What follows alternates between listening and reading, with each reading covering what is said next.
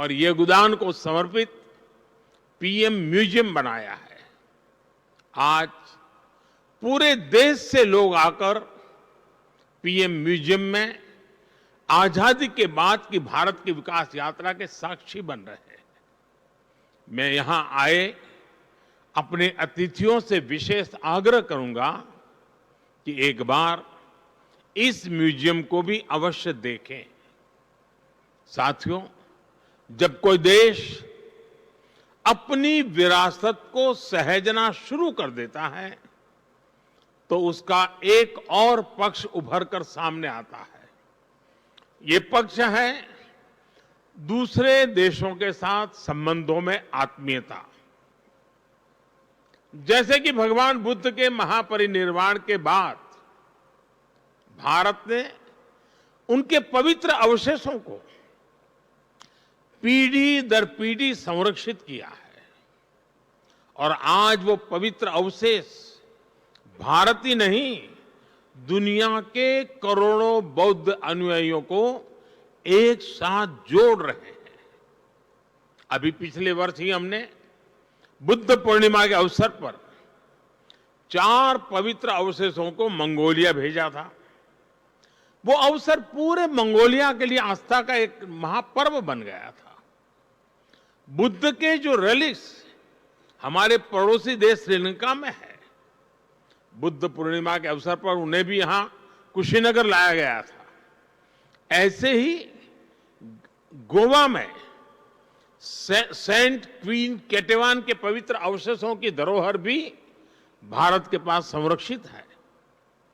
मुझे याद है जब हमने सेंट क्वीन केटेवान के रेलिक्स को जॉर्जिया भेजा था तो वहां कैसे राष्ट्रीय पर्व का माहौल बन गया था। उस दिन जॉर्जिया ने अनेकों नागरिकों वहां के सड़कों पर एक बड़ा मेले जैसा माहौल हो गया था, उमड़ पड़े थे। यानी हमारी विरासत वैश्विक एकता, वर्ल्ड यूनिटी का भी सूत्रधार बनती है और इसलिए इस विरासत को संजाने वाले हमारे म्यूजियम्स की भूमिका भी और ज्यादा बढ़ जाती है। साथियों, जैसे हम परिवार में साधनों को आने वाले कल के लिए जोड़ते हैं, वैसे ही हमें पूरी पृथ्वी को एक परिवार मानकर अपने संसाधनों को बचाना है। मेरा सुझाव है कि हमारे म्यूजियम्स इन वैश्विक प्रयासों में एक्टिव पार्टिसिपेंट्स बने। हमारी धरती ने बीती सदियों में कई प्राकृतिक आपदाएं झेली है। इनकी स्मृतियां और निशानियां आज भी मौजूद है। हमें ज्यादा से ज्यादा म्यूजियम इन निशानियों की, इनसे जुड़ी तस्वीरों की गैलरी की दिशा में सोचना चाहिए। हम अलग अलग समय में धरती की बदलती तस्वीर का चित्रण भी कर सकते हैं। इससे आने वाले समय में लोगों में पर्यावरण के प्रति जागरूकता बढ़ेगी। मुझे बताया गया है कि इस एक्सपो में गैस्ट्रोनॉमिक एक्सपीरियंस के लिए भी स्पेस बनाया गया है। यहां आयुर्वेद और मिलेट्स, श्री अन्न पर आधारित व्यंजनों का अनुभव भी लोगों को मिलेगा। भारत के प्रयासों से आयुर्वेद और मिलेट्स, श्री अन्न दोनों ही इन दिनों एक ग्लोबल मूवमेंट बन चुके हैं। हम श्री अन्न और अलग अलग वनस्पतियों के हजारों वर्ष की यात्रा के आधार पर भी नए म्यूजियम बना सकते हैं। इस तरह के प्रयास इस नॉलेज सिस्टम को आने वाली पीढ़ियों तक पहुंचाएंगे और उन्हें अमर बनाएंगे। साथियों, इन सभी प्रयासों में हमें सफलता तभी मिलेगी जब हम ऐतिहासिक वस्तुओं के संरक्षण को देश का स्वभाव बनाएं। अब सवाल ये कि अपनी धरोहरों का संरक्षण देश के सामान्य नागरिक को स्वभाव बनेगा कैसे? मैं एक छोटा सा उदाहरण देता हूं। क्यों न भारत में हर परिवार अपने घर में अपना एक पारिवारिक संग्रहालय बनाए, घर के ही लोगों के विषय में, अपने ही परिवार की जानकारियां। इसमें घर के बुजुर्गों की पुरानी और कुछ खास चीजें रखी जा सकती हैं। आज आप जो एक पेपर लिखते हैं वो आपको सामान्य लगता है, लेकिन आपकी लेखनी में वही कागज का टुकड़ा 3-4 पीढ़ी के बाद एक इमोशनल प्रॉपर्टी बन जाएगा। ऐसे ही हमारे स्कूलों को भी, हमारे भिन्न भिन्न संस्थानों और संगठनों को भी अपने अपने म्यूजियम जरूर बनाने चाहिए। देखिएगा इससे कितनी बड़ी और ऐतिहासिक पूंजी भविष्य के लिए तैयार होगी। जो देश के विभिन्न शहर हैं वो भी अपने यहां सिटी म्यूजियम जैसे प्रकल्पों को आधुनिक स्वरूप में तैयार कर सकते हैं। इसमें उन शहरों से जुड़ी ऐतिहासिक वस्तुएं रख सकते हैं। विभिन्न पंथों में जो रिकॉर्ड रखने की पुरानी परंपरा हम देखते हैं वो भी हमें इस दिशा में काफी मदद करेगी। साथियों, मुझे खुशी है कि म्यूजियम आज युवाओं के लिए सिर्फ एक विजिटिंग प्लेस ही नहीं बल्कि एक कैरियर ऑप्शन भी बन रहे हैं। लेकिन मैं चाहूंगा कि हम अपने युवाओं को केवल म्यूजियम वर्कर्स की दृष्टि से ना देखें।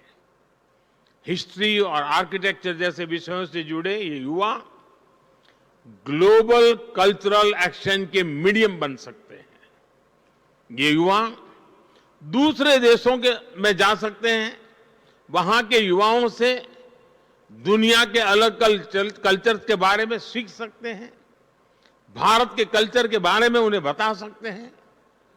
इनका अनुभव और अतीत से जुड़ाव अपने देश की विरासत के संरक्षण के लिए बहुत ही प्रभावी सिद्ध होगा। साथियों, आज जब हम साझी विरासत की बात कर रहे हैं तो मैं एक साझी चुनौती का भी जिक्र करना चाहता हूं। ये चुनौती है कलाकृतियों की तस्करी और एप्रोप्रिएशन।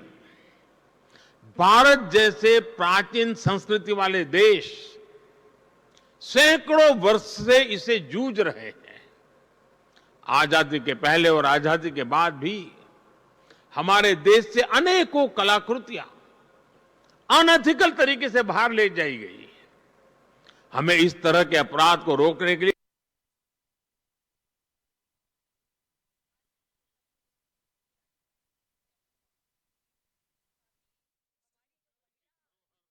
बेटियां हैं उनको बनारस से चोरी हुई मां अन्नपूर्णा की मूर्ति हो, गुजरात से चोरी हुई महिषासुर मर्दिनी की प्रतिमा हो, चोल साम्राज्य के दौरान निर्मित नटराज की प्रतिमाएं हो, गुरु गोविंद सिंह जी के नाम से सुशोभित तलवार हो, पिछले 9 साल में ही करीब 240 प्राचीन कलाकृतियों को भारत वापस लाया गया है।